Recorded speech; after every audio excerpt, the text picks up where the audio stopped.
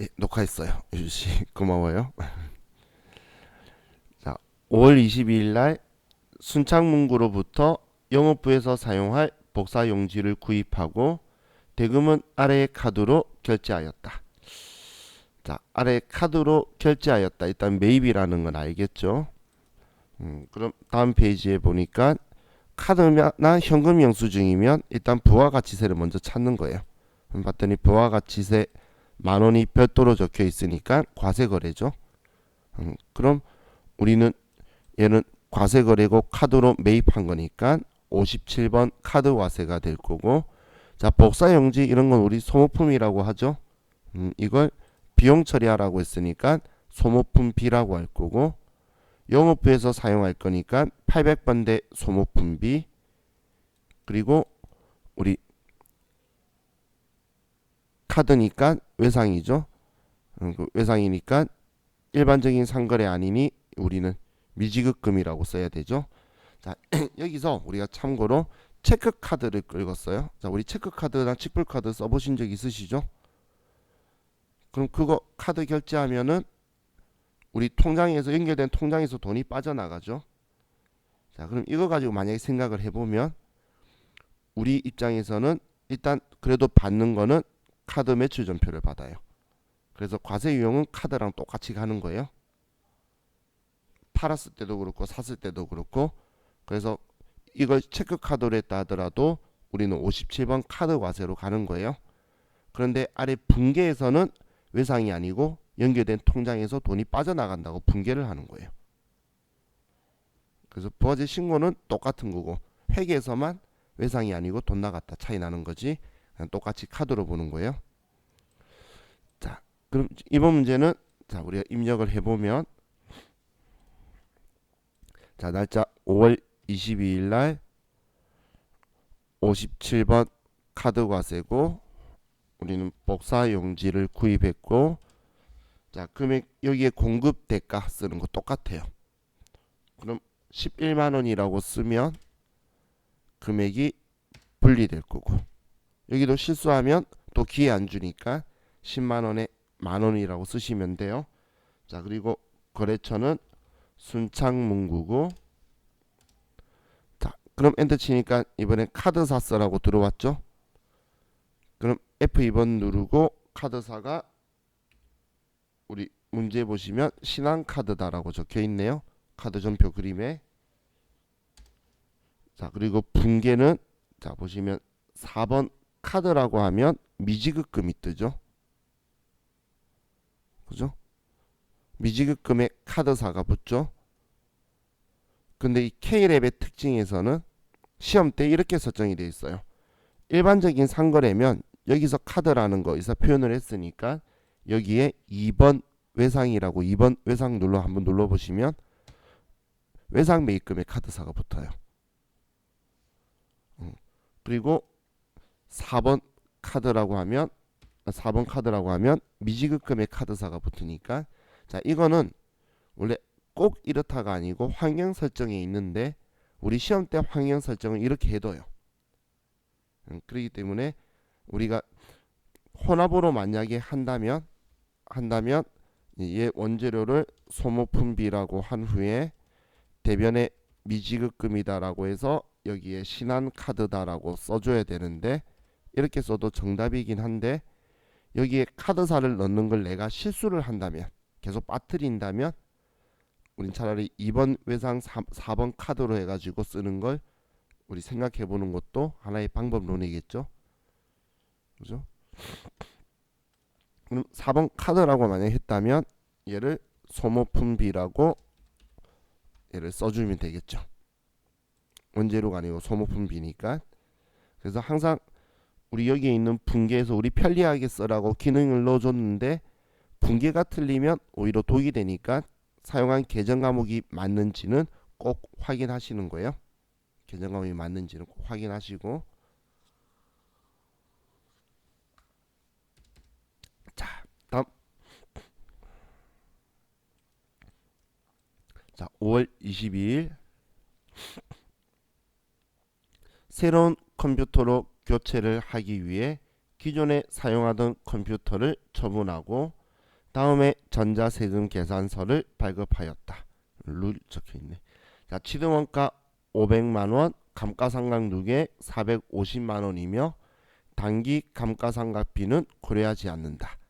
자, 그럼 이번에는 우리가 사용 중이던 컴퓨터 비품이겠죠. 이 비품을 팔았어요. 그럼 장부에는 500만원에 샀는데 450만원 달았다고 해서 장부가액 50만원으로 인식하고 있는 비품인데, 이 장부가액 50만원짜리 비품을 팔았는데 우리는 80만원에 판 거예요. 항상 이 8만원은 받긴 받아야 되는데 받아서 세무서에 줄 거예요. 예수금이에요. 그럼 난 80만원을 판 거예요. 그럼 50만원짜리를 80만원에 팔았으니까 우리는 30만원 이익이라고 꼭 나와야 되겠죠. 그죠? 자, 그럼 유형자산에 대해서 처분할 때는 항상 이 순서대로 하라 그랬어요. 일단 과세유형은 전자세금계산서 발행했으니까 11번 매출과세가 되겠죠. 자, 그리고 돈은 전부 다 현금으로 받았어요. 그럼 5월 25일 날 11번 매출과세고 우리가 사용 중이던 컴퓨터를 팔았어요. 세금계산서 발행 금액은 내가 판 금액 80만원에 별도고, 거래처는 공급받는 자가 정밀전자네요. 그럼 정밀전자한테 팔았고, 전자세금 계산서고 분계는 혼합.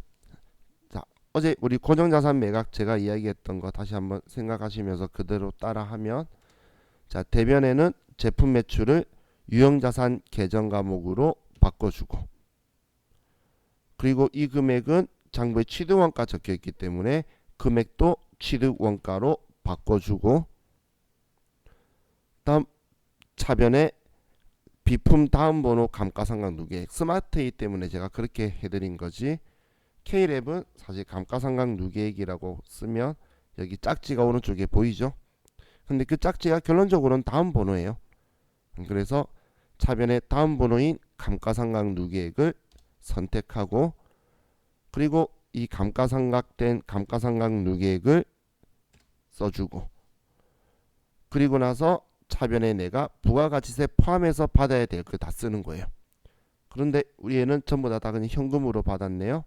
그럼 현금으로 88만원이죠. 88만원 받는다. 자, 이렇게 쓰고 나서 대차 차익이 K랩에는 여기에 나와요. 여기에 대차 차익이 보이죠. 그럼 플러스로 나오면 이익이 된 거고, 마이너스로 나오면 손해인 건데, 우리 문제 풀기 전에 30만원 이익이다라고 이야기하고 시작했잖아요. 그렇게 이야기하고 시작하는 이유가 이 금액이 안 나오면 틀렸다 생각하고 다시 위쪽을 점검해 보라는 거예요. 근데 얘가 나왔으니까 정확하게 입력이 된 거죠.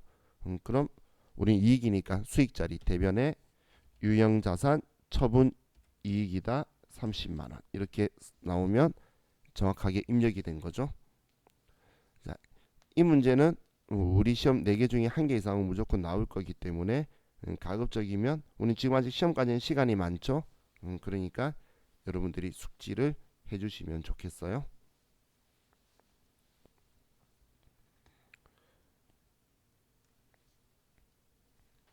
자, 다음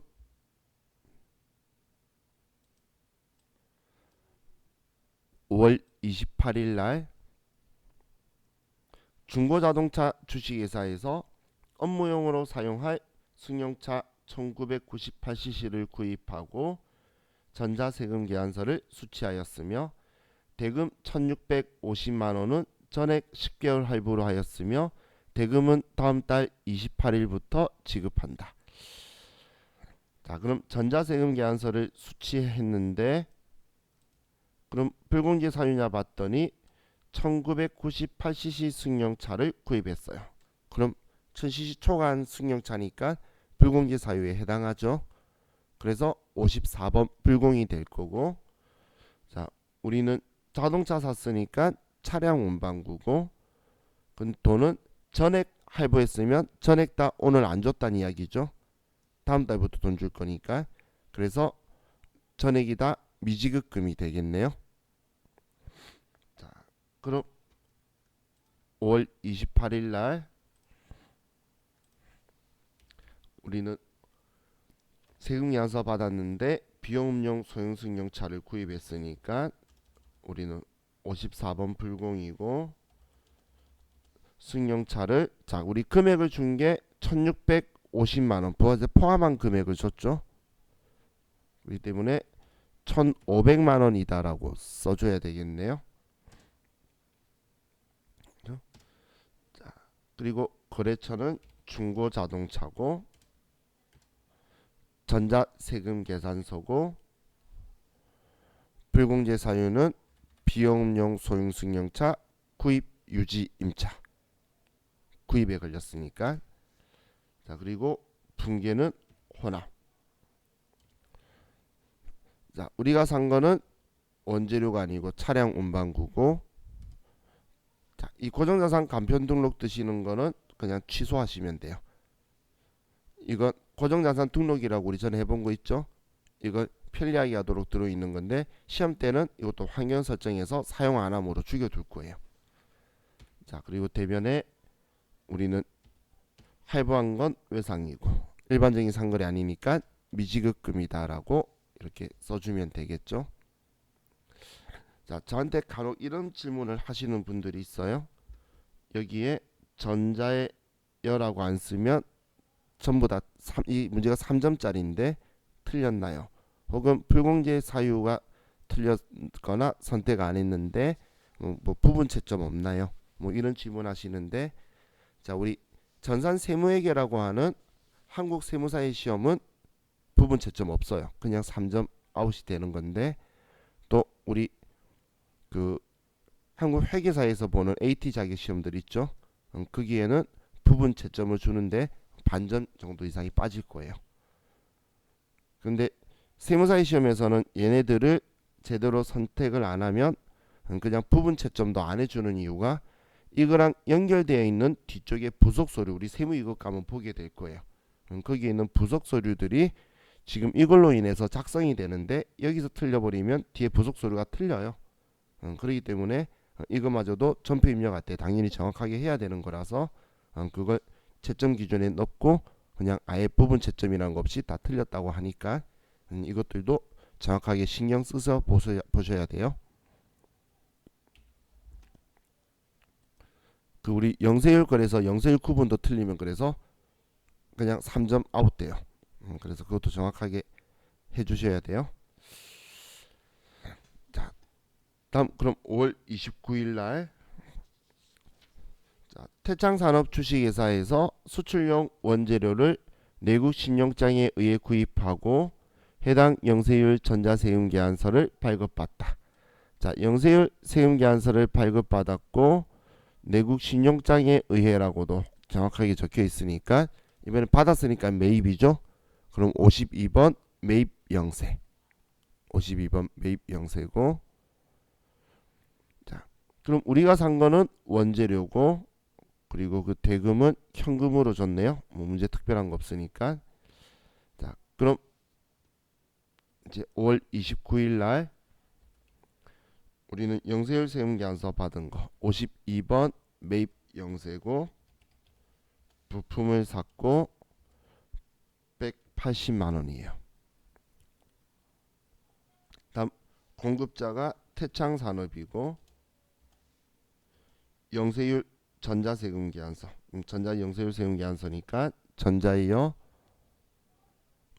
분계는 현금 해도 되고 원재료 샀고 현금으로 줬으니까, 아니면 혼합으로 했으면 원재료의 대변에 현금이다. 둘 중 편한 거 아무거나 쓰시면 되죠. 자, 다음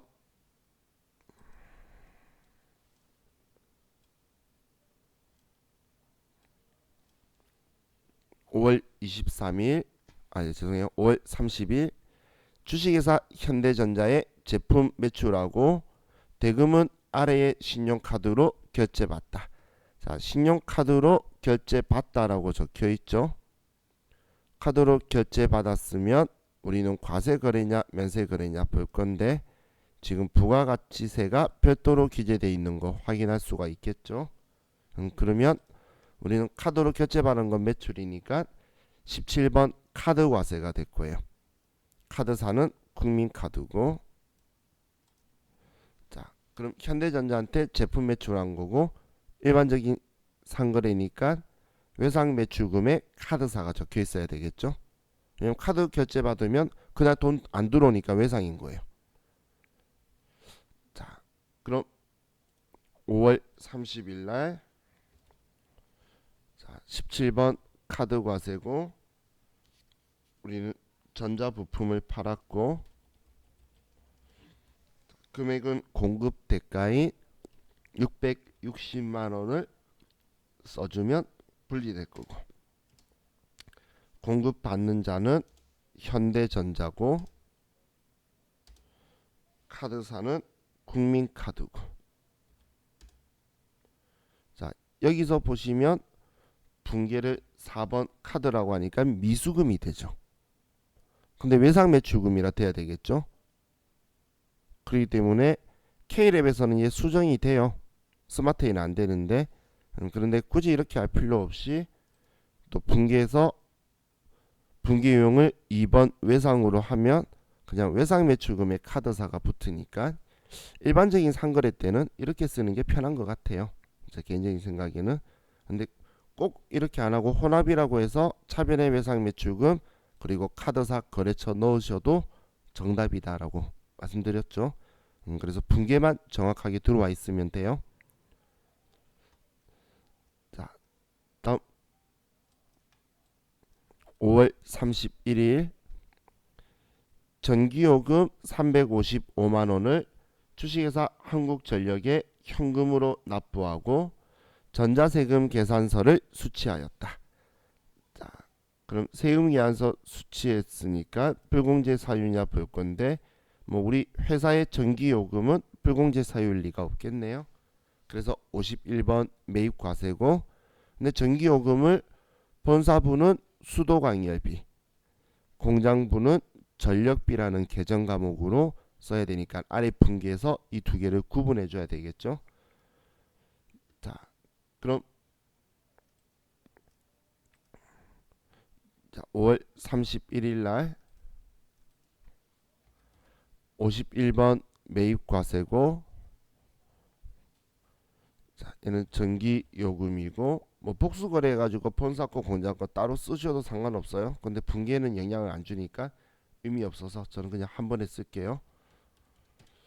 자, 그럼 부가세 별도 금액 공급가액이 355만 원이고 거래처는 한국전력이고 전자세금 계산서고 분기는 혼합이라고 할게요. 자, 그럼 이제 원재료 355만 원인데 그게 아니라 수도관여비 100만 원, 전력비 255만 원으로 차변을 바꿔줘야 되겠죠. 그럼 첫 번째 원재료를 저는 수도관여비다 100만 원, 또 차변에 전력비다. 자, 우리 K랩 프로그램은 전력비 800번대 자체도 안 적혀 있으니까 전력비 800번 생각하실 필요 없어요. 자, 금액이 255만 원. 자, 그리고 이 돈을 대변에 현금으로 납부했다. 이렇게 써주면 되죠. 분계만 실수 안 하고 하시면 문제 없이 잘 하실 수 있는 거예요. 자, 다음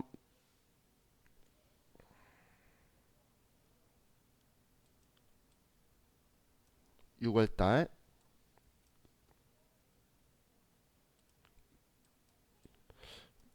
LG전자의 제품 1100만 원을 매출하고 전자세금 계산서를 발급하여 주다. 그리고 대금은 우리 카드로 결제받다. 자, 이번에는 전자세금 계산서를 발급하여 주다라고 적혀 있죠. 그런데 또 우리 카드로 결제받다라고 적혀 있네요. 자, 우리가 세금계산서 발행해주고 카드로도 파는 거예요. 그럼 지금 그렇다고 해서 우리가 물건 두 개 판 게 아니죠. 물건 하나 팔았는데 징빙이 두 개라는 거예요. 카드 단말기 긁었으면 카드 전표도 줄 거고 세금계산서도 있고. 그럼 자, 우리는 세금계산서하고 카드를 봤을 때 세금계산서가 무조건 우선이에요. 제가 왕족이라고 표현을 했죠. 그렇기 때문에 카드는 세금계산서가 있으면 그냥 영수증밖에 안 되는 거예요. 이걸로 신고 안 한다는 이야기예요. 세금계산서로 한 번만 신고할 거예요. 그럼 우리는 이 카드 쓴 거는 영향 미치는 게 회계 처리하는 데는 카드니까 외상이고 우리 카드사에서 돈 보내줄 거다고 회계 처리는 해줘야 되겠죠. 그래서 회계 처리할 때만 영향을 미치지 부가가치세 신고는 세금계산서로만 하는 거예요. 둘 중 한 개로 한다고 해서 카드로 하겠다 이렇게 하면 안 돼요. 세금계산서 발행되면 무조건 세금계산서로 신고하는 거예요. 그럼 세금계산서 발행이니까 우리는 11번 매출과세로 선택할 거예요. 자, 그럼 날짜 6월 1일 날 11번 매출과세고 우리가 제품을 팔았고 금액은 1100만원 포함이니까 1000만원의 별도. 다음 거래처는 LG전자 그리고 전자세금 계산서고. 자, 분계를 만약에 여기에 카드라고 하게 되면 4번 카드라고 제가 눌렀어요. 그러면 카드사가 우리 카드사다라고 쓰고 확인을 하면 자, 카드사는 들어왔는데 계정 과목이 틀리죠. 근데 K랩 프로그램은 계정 과목이 수정이 되기 때문에 이렇게 외상 매출금이라고 할 수 있어요. 그런데 원래 원칙대로는 수정이 안 되겠죠. 근데 지금 이번 분기에 특이한 점이 있죠. 우리가 카드 거래했을 때에 분기해 본 적이 있는데 이런 글자 붙은 건 처음 봤을 거예요.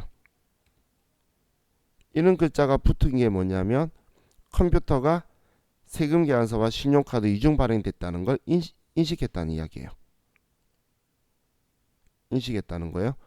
이걸 인식을 시켜줘야 뒤쪽에 두 개 이중 발행됐다는 거지. 부가가치세 신고 보석 서류도 컴퓨터가 알아서 작성해 주겠다는 거예요. 그렇기 때문에 컴퓨터한테 우리가 전표 입력할 때에 세금계산서 발행했어라고 사인 보내고 여기서 카드도 발행됐어라고 사인 보낸 거예요. 그러니까 컴퓨터가 응 알았어. 그러면 이중으로 발행된 거에 대해서 신고서 서식 작성할 때에 반영시킬게라고 인식한 거예요. 똑똑하죠? 그런데 분계에서 불편함이 있겠죠? 근데 우리 그 AT 시험에서는 무조건 카드라고 해야 되는 기능만 열어뒀기 때문에 그런데 자, 우리 K랩은 이 기능을 열어줬어요.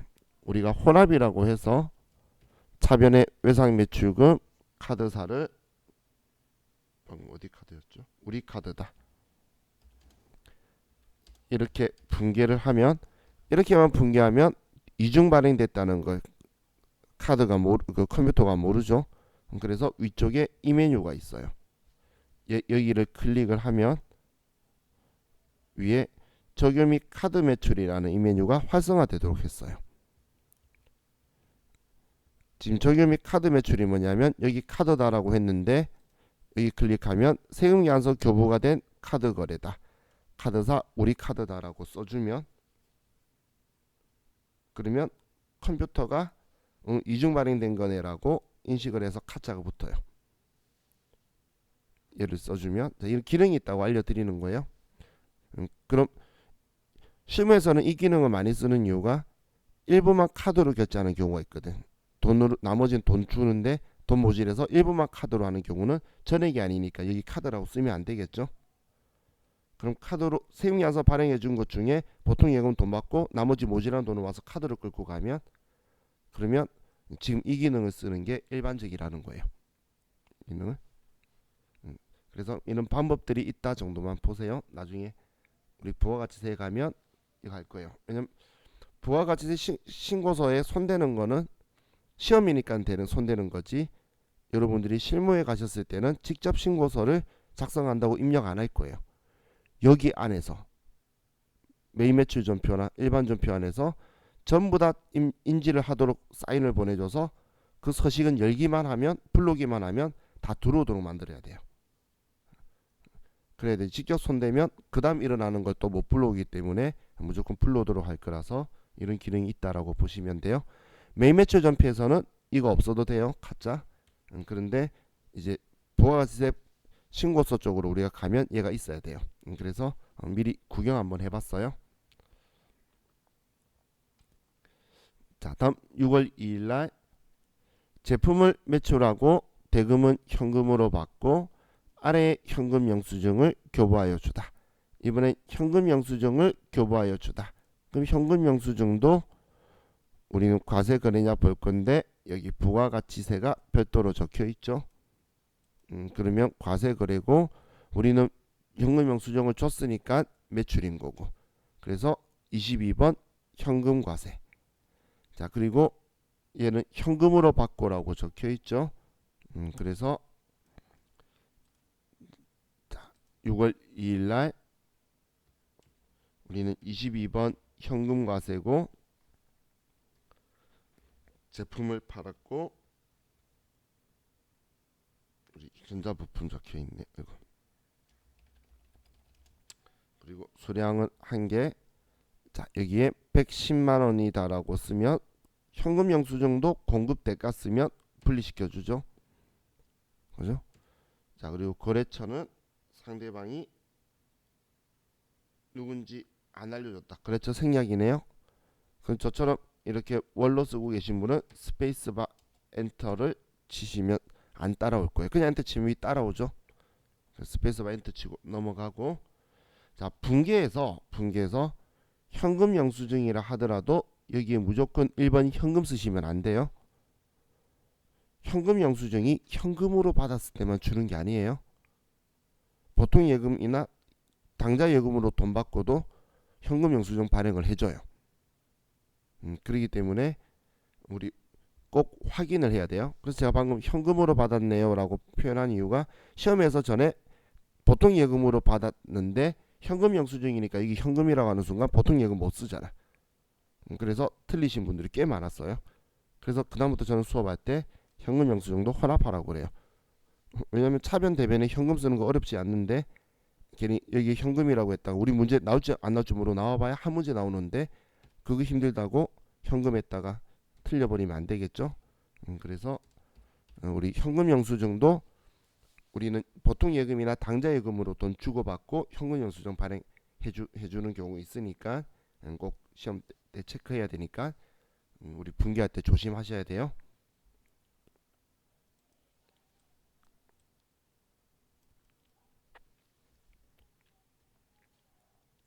자, 다음 6월 4일날 제품 33만 원을 매출하고 대금은 현금으로 받고 간이 영수증을 교부하여 주다. 자, 이번에는 우리 부가가치세법에서 생각하는 증빙이 있나요? 부가가치세법 생각하는 증빙은 세금계산서, 신용카드 매출전표, 현금 영수증 또는 뭐 계산서 이런 것도 이야기하고 있는데 얘는 지금 간이 영수증. 그럼 인정 안 하는 거니까 증빙이 없는 거죠. 증빙이 없는 건데 근데 지금 거래 금액에 보면 부가가치세 포함. 그럼 부가가치세가 받는 과세 거래를 했는데 부가가치세법상의 적격 증빙을 안 해준 거예요. 그럼 이때 우리가 선택하는 게 이거 받았으니까 3만 원은 세무서에 내야 돼요. 내야 되는데 증빙 발행 안 해줬으니까 이때 쓰는 과세 유형이 14건별인 거예요. 14건별. 자, 그럼 날짜 6월 4일날 보면 여기 아래에도 무증빙이라고 적혀 있죠. 그래서 자 얘는 14건별이다라고 하고 제품을 팔았고 자 이 유형도 공급 대가 33만 원을 써주면 30만 원에 3만 원으로 분리될 거예요. 자 그리고 뭐 거래처 생략하라 그랬으니까 비우고 자 이번엔 돈을 현금으로 주고받았다고 하네요. 그러면 우리는 현금으로 받았다고 쓰면 되겠죠. 1번 현금 하셔도 뭐 상관은 없고요.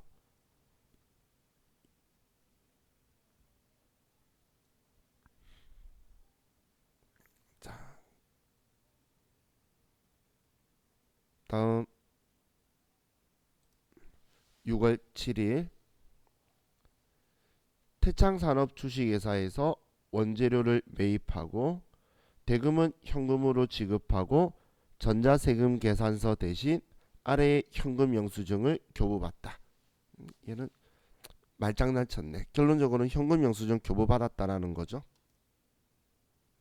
그럼 현금 영수증 받았으면 과세 거래냐 면세 거래냐 봤더니 부가가치세가 별도로 있네요.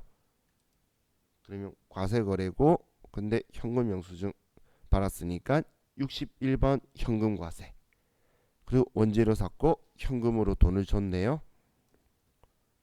자, 그럼 6월 7일 날 61번 현금 과세고 원재료 샀고 이번에도 금액 88만 원이고 그러면 분리가 되겠죠. 자, 그리고 거래처는 태창산업이고 분기는 현금 하셔도 되고 현금이니까 저처럼 혼합이라고 해서 대변에 현금으로 지급해줘도 되고.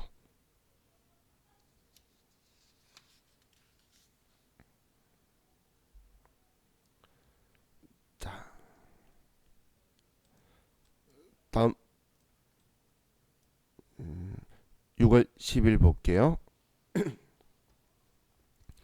주식회사 광주정밀에서 원재료 50만 원을 매입하고 대금은 월말에 지급하기로 하고 전자세금 계산서를 발급받다. 그리고 별도로 운반비 2만 원은 배달 천국에 현금으로 지급하다. 운반비 그랬죠? 생략. 운반비 쓸 생각 없어요. 자, 그럼 자, 전자세금 계산서를 발급받다라고 적혀 있고 세금 계산서 받았으니까 불공제 사유인지 보는데 원재료 산 거예요. 그럼 불공제 사유가 아니죠. 그럼 우리 세금 계산서 받은 거는 우리 부가가치세법은 세금 계산서 받은 거에 대한 금액만 쓰니까 50만 원에 별도로 해서 위에 우리 상단부 여기 위쪽은 쓸 건데 그런데 아래 회계에서는 아래 분기에서는 이 운반비 2만 원 준 것도 써줘야 되겠죠. 그럼 자 우리 원재료 50만 원이라고 적혀 있을 건데 자 그럼 이 운반비는 계정하면 뭐라고 해야 되죠? 이 운반비도 원재료 사면서 들어간 부대 비용이죠. 그래서 원재료가 될 거니까 분기에서는 원재료가 52만 원이 돼야 되겠죠. 원재료 가격 50만 원하고 운반비 2만 원하고 그럼 차변에 2만 원 더 들어온 만큼 대변에 현금으로 2만 원 더 줬다만 추가가 되면 되겠죠. 자, 그럼 먼저 세금계산서 발행받은 금액은 벌신고할 금액은 10일날 51번 매입과세로 될 거는 50만 원이 세금계산서 발행된 금액이니까 벌신고는 50만 원 받은 걸로 하는 거고 광주정밀이고 전자세금계산서인데 자 혼합으로 유형을 잡고 자 이 원재료는 50만 원만이 아니라 운반비까지 해서 52만 원이라는 거예요.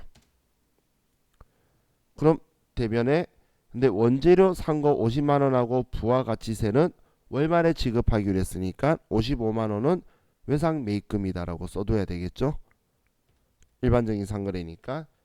그럼 외상한 거는 55만 원인 거고 나머지 2만 원은 현금으로 지급을 했죠. 그렇죠? 이렇게 하면 자, 얘도 끝났네요.